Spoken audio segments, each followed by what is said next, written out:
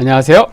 역사가 뚫린다, 성경이 보인다. 역사 드라마로 읽는 성경 중간사편. 자, 저희가 1차, 2차, 3차 포에니 전쟁을 통해서 이제 지중해 세계를 완전히 접수한 로마까지 공부했죠. 이제 그 이후에 이제 거대해진 이 로마가 결국은 이제 황제가 통치하는 제정으로 가기 위해서 그 중간 단계로서 1차, 2차, 3두 정치로 넘어가게 되는데, 그러한 이제 과도기에 해당한 시간들, 그라쿠스 형제의 개혁, 그리고 군인 정치가인 마리우스 술라 통치기를 거쳐서 1차, 3두 정치로 넘어가는 그 계기에 대해서 좀 다뤄보려고 합니다. 자, 3차에 걸친 포에니 전쟁 승리로서 지중해 세계를 완전히 제패한 로마. 하지만 뭔가 샴페인을 떠뜨리기에는 사회 내부에 엄청나게 불안한 무엇인가가 있었습니다. 자, 그것은 뭐냐? 바로 공화정 시대에 우리가 이미 다루었죠. 공화정 시기는 바로 귀족과 평민 간의 갈등의 시기였다. 그걸 잘 슬기롭게 해결하는데, 그것은 뭐냐? 자, 원로원과 같은 최고위직 다 포함해서 평민들도 거기에 이제 출마할 수 있는 그런 법들, 개혁 입법들이 다 통과가 됩니다. 하지만 문제는 뭐냐? 이런 평민과 귀족 간의 평등은 엄밀하게 얘기하면 정치적인 평등에 불과했고, 경제적으로는 엄청나게 불균형, 빈부의 격차가 심화되어 있었는데, 자, 3차에 걸친 포에니 전쟁 이후에 그 부의 양극화가 더 심해졌다는 거예요.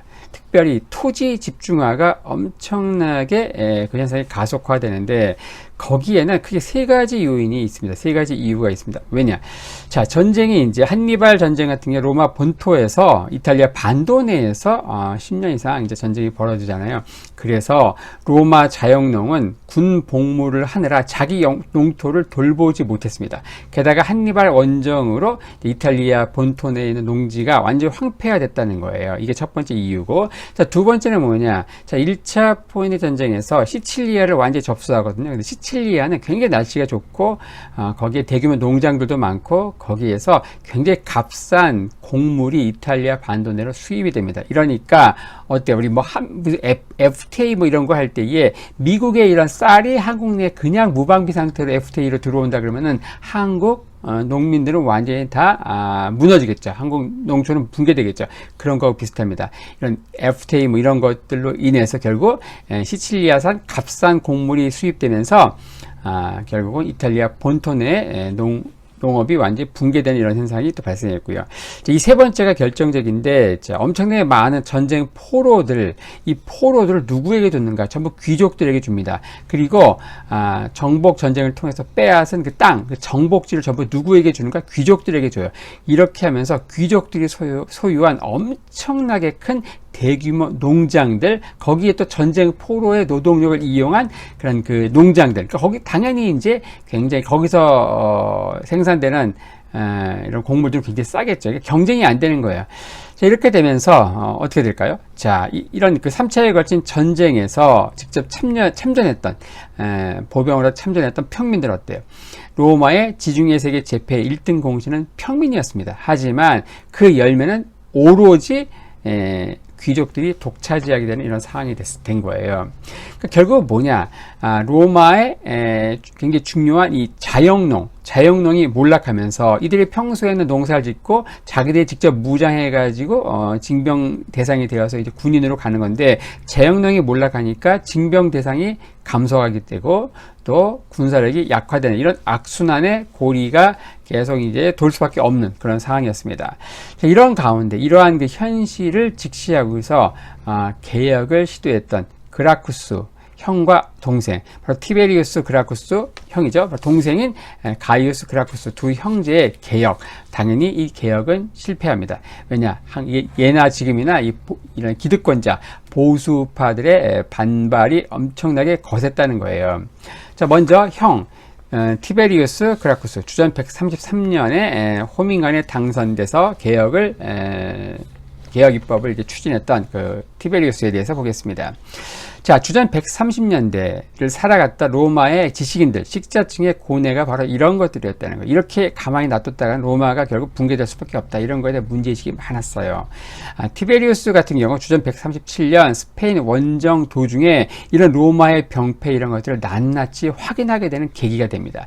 마치 정도전이 귀양을 갖다가 나주 이쪽에 귀양을 갖다가 정말 가난한 농민들 2인임을 비롯한 권문 세족들이 전국 토지의 대부분을 갖고 있으면서 당시 농민들은 송곳 하나 꽂을 수 없는, 입추의 여지가 없는, 송곳 하나 꽂을 땅이 없는 그런 상황을 보면서 조선을 건국하는 그런 그림을 그리잖아요. 마치 그런 것처럼 이 티베리우스 그라쿠스도 어때요? 스페인 원정 도중에 로마의 병폐를 낱낱이 확인하면서 자, 어떤가? 광대한 토지를 소유한 이 소수의 지주가 있고 그 밑에 엄청나게 많은 노예들이 있는 거예요. 자, 그렇다고 하면은 자장령이 완전히 무너진 상태에서 로마군이 없다면은 조국의 미래는 암담할 수밖에 없다. 이런 결론을 내립니다. 마치 소수의 대기업이 있고 그 밑에 엄청나게 많은 비정규직 알바들만 있다. 그럼 그 나라 경제가 건강하지 않겠죠. 건강한 중소기업도 있어야 된다는 거예요. 당시 로마의 그런 그 농촌 상황이 이러했다는 건데, 그는 주전 133년에 호민간에 당선되고 나서 과감한 이제 토지개혁법을 통과시킵니다. 그건 뭐냐? 이 토지개혁법을 통과시키면서 시민들이 열렬한 환호를 받게 되는데, 자, 바로 오늘날 뭐 토지 공개냐 뭐 이런 거 통과시킨다고 하면 굉장히 또 기득권 세력의 반발이 있겠죠. 그런 거예요. 일종의 이제 토지 소유 상한선을 딱 정해가지고 그 이상을 개인이 소유하지 못하게, 그 초과된 토지는 국가가 강제 환수하게 됩니다. 당연히 많은 시민들이 환호하게 되겠죠. 그는 호민간에 이제 다시 재선에 출마하게 되는데 당선이 거의 확실시되었죠. 그러자 그 선거 회의장에 스키피오를 중심으로 한 보수파 일당이 진입해가지고 몽둥이로 이 티베리우스를 때려 죽입니다. 야, 말도 안 되는 상황이었죠. 이렇게 하면서 티베리우스의 그 토지개혁법은 결국은 잠시 빛을 보다가 결국 이제 폐기 처분됩니다. 자, 그리고 나서 그의 동생 가이우스 그라쿠스가 등장합니다. 6년 후에 등장한 이 아우는 훨씬 더 용감했어요. 토지개혁법, 이것도 굉장히 민감한데 더 민감한 거 바로 사법개혁법을 건듭니다. 사법개혁을 추진한다는 거예요. 그 핵심은 무엇이었는가? 당시 원로원 귀족들이 로마가 정복한 지중해 세계 많은 속주, 로마의 속주가 있잖아요. 속주의 총독으로 누가 파견되었는가? 이 원로원 귀족들이 파견되었거든요. 근데 그들이 뭐 3년, 4년의 속주 총독 임기를 마치고 돌아올 때는 항상 이들이 이제 거기서 엄청나게 많은 뇌물을 받을 거 아니에요. 그러면은 이 속주민들이 로마 법원에다가 이제 뇌물죄로 고발을 합니다. 근데 그것을 판단하는 배심원들이 누구였는가? 원로원 귀족들인 거예요. 그러니까 원로원 귀족들이 속주의 총독으로 가는데 그 총독의 뇌물죄 그 판단을 누가 하는가? 그 배심원으로 누가 참여하는가? 원로원이 하는 거예요. 이렇게 되니까 이거 마치 예를 들어서 검찰이 죄를 졌어요. 검사가 죄를 졌어요. 검사가 그걸 단죄할 수 없겠죠. 자기 식구, 제 식구 감싸기 이렇게 할 수밖에 없는 거잖아요. 결국 이 사법개혁, 이 가이우스 그라쿠스가 추진했던 이 사법개혁의 핵심은 뭐냐? 바로 속주 총독의 재판에 참여하는 배심원으로 원로원 귀족은 참여할 수 없게 완전히 교체해버린 거예요. 이렇게 되니까 총독과 유착관계를 맺고 있던 원로원은 완전히 아연실색하게 됩니다.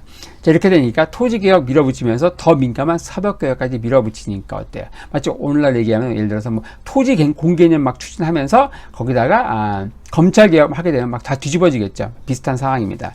거기다가 또 이 가이우스는 로마의 번영을 위해서 굉장히 합리적인 정책을 추진하는데 문제는 뭐냐? 늘 이 합리적인 정책이 말썽이라는 사실을 알지 못했던 거예요. 합리적이라 해가지고 대중들이 항상 열렬하게 지지하는 건 아닌데 그게 무엇인가? 그는 바로 이탈리아 반도 내에 있는 이탈리아 반도 내에 있는 사람들 모두에게 이제 시민권을 주자는 제안을 한 거예요. 당시에 이탈리아 반도 내에 3분의 2를 차지하고 있었고 이들은 그리고 로마 군에서 중추적인 역할을 했는데 문제는 뭐냐? 시민권이 없으니까 항상 2등 시민이라고 하는 불만이 폭증하고 있었고 언제 터질지 모르는 불씨, 시한폭탄이었다는 거예요. 그래서 가이우스는 차라리 이 반도 내 속주민들에게 다 주면 좀 무리가 있으니까 이탈리아 반도 내에 있는 사람들만이라도 전부 로마 시민권을 주어서 그들을 로마 사회로 편입시켜서 이들을 자치단체화 하면은 사회 안정도 꾀할 수 있고, 그 다음에 그 시민이니까 세금도 받으니까 재정 또 군사면에서 굉장히 바람직한 제도라고 이제 확신해서 밀어붙입니다.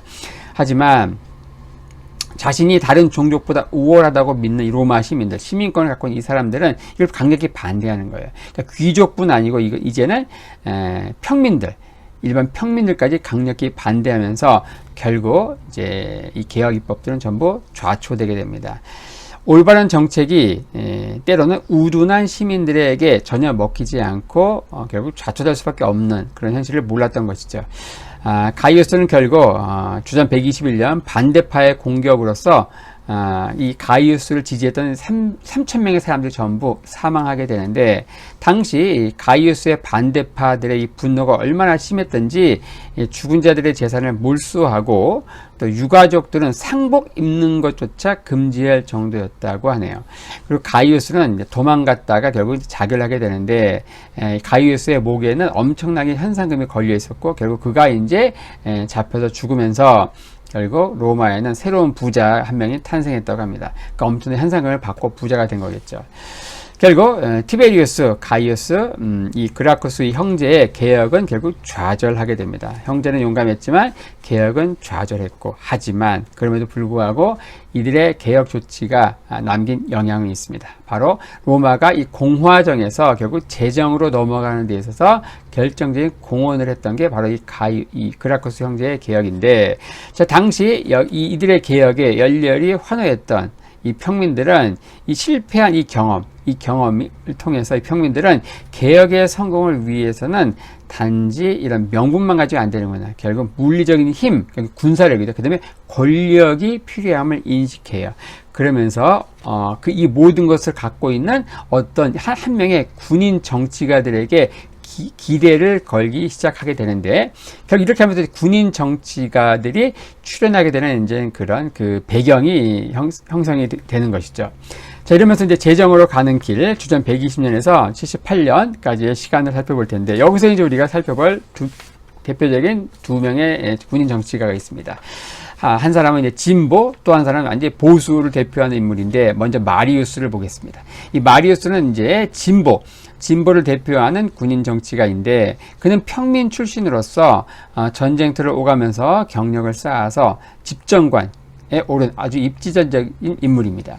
우리나라 역사에서 보면 이제 노무현 대통령, 그리고 미국 역사를 보면 이제 6대 대통령 앤드루 잭슨에 해당하죠. 공화정에서 제정으로 가는 결정적인 계기를 마련한 인물로 역사에서 이제 평가받는데, 자, 그는 주전 107년 집정관 취임 후 이제 군제 개혁을 실시합니다. 그 개혁의 핵심은 뭐냐? 그 이전에 로마는요, 자영농 중심의 민병이었어요. 자영농, 평소에 농사를 짓다가 전쟁이 있으면 이제 그들이 자기가 스스로 자기 돈으로 무장을 해가지고 전쟁터로 가는 거예요. 하지만 어떻게 바뀌는가? 시민 중심의 정규군, 직업군인이 되는 거예요. 이 시민들이 어때? 대부분 이제 토지가 없는, 로마 시민권을 갖고 있는 시민이지만 토지가 없는 소작농 이들이 이제 직업군인으로 이렇게 편입이 되면서 어때요? 이들의 무장도 이제 국가에서 해주는 거예요. 국가에서. 마치 오늘날도 어떻습니까? 우리가 이제 군대 간다 해가지고, 스스로 용산 가가지고 M56 소총 사가고 그러지 않잖아요. 국가에서 다 무장해줍니다. 심지어 양말, 이불 다 속옷까지 다 해주잖아요. 근데 당시에는 이제 이 마리우스 이전에는 자영농 중심의 민병, 이 체제에서는 자기가 스스로 무장을 한 거예요. 그러니까 당시에 이제 말을 타는 기병 같은 경우는 말을 끌고 올 수 있을 정도면 전부 뭘까요? 일반 평민들은 못하는 거예요. 그래서 기병들은 당시에 전부 귀족들이 중심이 되어서 이제 이루어졌었는데, 자, 어쨌든 이제 이런 시민 중심의 정규군이 이렇게 되고, 근데 무장도 국가가 다 해주면서, 그 다음에 이들이 이제 일평생 있다가 군대에 제대를 한다. 그러면 나라에서 일종의 이제 퇴직금으로 땅을 더 줍니다. 땅을. 이렇게 하면서, 그런 걸 챙겨주는 게 자기의 사령관이잖아요. 그러니까 결국, 이 병사들과, 이 사령관, 지휘관 사이에 관계가 굉장히 밀접해지는 거예요. 굉장히 오랫동안 따랐고 또 이제 퇴역 후에는 그 땅을 이렇게 하사받는 것도 물론 법이 있지만 이런 그 사령관의 영향이 컸기 때문에 자, 결국 나중에는 이 군인 정치가가 이제 결국은 그 정치적 영향력이 굉장히 강해지는 거예요. 왜냐하면 다른 그 군인들이 전부 이제 그 사령관한테 몰표를 주게 되니까 이제 군인 정치가의 정치적 영향력이 엄청나게 강해졌다는 겁니다. 자, 이러면서 이런 상황들이 이제 제정으로 가는 굉장히 강력한 발판이 되었다는 거예요.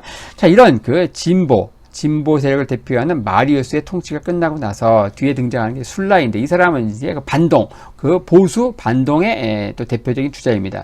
그는 원로원 강화를 추구한 보수파 귀족의 대변자인데 주전 89년 폰투스 지역에서 또 반란이 일어났거든요. 거기에 총사령관을 누구로 지명할 것인가 그걸 놓고서 진보와 보수 간의 굉장히 갈등이 격화되었어요. 그런 가운데 승자는 누가 되었는가? 보수 원로원파를 이제 대표하는 술라가 당선이 되고 술라가 이제 사령관이 됐는데 그는 군대를 이끌고 반란군 진압하러 간 게 아니고 수도 로마로 진격해가지고 결국 정권을 잡고 과거 마리우스파를 대대적으로 숙청을 하게 됩니다.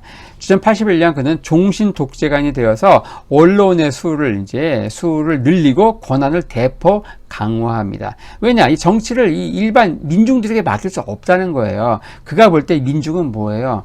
개, 돼지에 불과한 거예요. 그러니까 우리 원로원들, 귀족들이 정치를 해야 된다. 그러니까 숫자를 늘리고 권한을 대폭 강화하게 됩니다. 그리고 엄청나게 무시무시한 공포 정치를 시행하게 되죠. 그리고 그는 주전 79년에 은퇴하게 되는데, 자, 이후에 이제 소수의 권력자들의 대립과 다툼 상황이 로마에는 계속 이어지다가 결국 이 술라의 양녀와 결혼한 폼페이우스, 그리고 술라 휘하의 무장이었던 크라수스, 그리고 이 폼페이우스를 견제하기 위해 등장한 이제 카이사르. 이렇게 하면서 이제 폼페이우스, 크라수스, 카이사르로 불리는 소위 말하는 1차 3주 정치의 인물들이 전부 술라, 그리고 마리우스, 이 군인 정치가 밑에서 활약하던 사람들이었다는 겁니다. 그리고, 이 세 명의 이런 그 3주 정치, 그 다음에 이제 1인 통치하에 황제 제정으로 넘어가는데, 그런 상황에서 끝까지 공화정을 지키기 위한 공화정의 마지막 그 보루, 버팀목 역할을 했던 사람이 바로 키케로입니다. 키케로. 자, 이렇게 하면서 이제 오늘은 저희가 3차 포에니 전쟁 이후에 지중해 세계를 제패한 로마. 하지만 이 토지 집중화 현상이 이제 발생하면서 그라쿠스 개혁이 일어나고 그런 가운데 성난 민중들의 이 개혁 의지가 결국은 군인 정치가에 대해 희망을 거는 뭐 그런 상황 가운데 마리우스 술라라고 하는 군인 정치가가 등장하고 이런 것들이 이제 다음에 살펴보게 될 폼페이우스로 대표되는 1차 3주 정치로 넘어가게 되는 그런 상황이 되었다. 그런 배경이 되었다. 뭐 그런 것들을 함께 다루었습니다.